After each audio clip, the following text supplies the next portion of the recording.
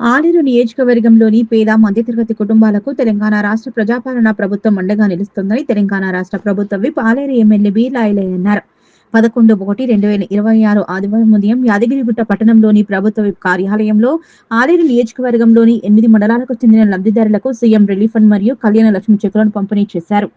ఈ సందర్భంగా బీర్లా ఐలయ్య మాట్లాడుతూ ఆపదలో ఉన్న కుటుంబాలకు సీఎం రిలీఫ్ ఫండ్ తక్షణ సహాయంగా ఉపయోగపడుతుందన్నారు. అలాగే పేద కుటుంబాల ఆడబిడ్డల వివాహాలకు కళ్యాణ లక్ష్మి పథకం గొప్ప భరోసాగా నిలుస్తోందన్నారు. ముఖ్యమంత్రి తీసుకొచ్చిన సంక్షేమ పథకాలు అర్హులైన ప్రతి ఒక్కరికి చేరేలా కృషి చేస్తామన్నారు. ఆలేరు నియోజకవర్గంలోని ప్రతి పేద కుటుంబం సంక్షేమమే తమ ప్రభుత్వ లక్ష్యమని, పథకాలు కాగితాలకే పరిమితం కాకుండా ప్రజల చేతుల్లోకి చేరాలన్నదే నా బాధ్యత అని ఆయన స్పష్టం చేశారు.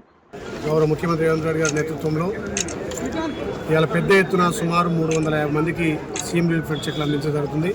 పేదోడికి ప్రభుత్వం కొంత చేయూతనివ్వాలి.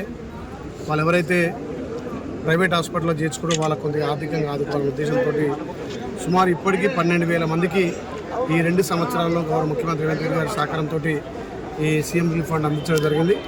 పేదోడి కొంత చేదోడు వాదోడుగా ఈ ప్రభుత్వం అండ ఉంటుంది కాబట్టి ఏదైతే ఆరోగ్యశ్రీ పథకం పనిచేయని వాళ్ళు సడన్గా ప్రైవేట్ హాస్పిటల్లో చేర్చుకున్న వాళ్ళకు ఇలా సీఎం రిలీఫ్ ఫండ్ ద్వారా కొంత వాళ్ళకు డబ్బు అందించడం జరుగుతుంది.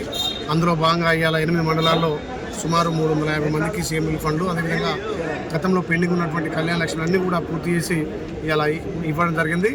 ఎక్కడ కూడా అవినీతికి తావు లేకుండా నేరుగా బెనిఫిషియర్ అకౌంట్లకి వెళ్ళేటట్టుగా బెనిఫిషియర్కే ఇచ్చి పంపే విధానం తీసుకున్నాం. గతంలో సీఎం రిలీఫ్ ఫండ్ల విషయం కానీ కళ్యాణ లక్ష్యం విషయంలో కానీ కొంత అక్కడ మోసం జరిగేది, కొంత కమిషన్లు తీసుకునేదని అనిపించింది. కానీ ఈ ప్రజాప్రభుత్వంలో ఏదైతే లబ్ధిదారుకి నేరుగా పోవాలనే ఉద్దేశంతో అందరినీ ఇక్కడ ఒక చోట పిలిచి వాళ్ళకు భోజనాలు పెట్టి అవసరమైతే సుదీర్ఘ ప్రాంతాల నుంచి వచ్చిన వాళ్ళకు ట్రాన్స్పోర్ట్గా ఇచ్చి ఈ చెక్కుల పంపిణీ చేస్తున్నాం.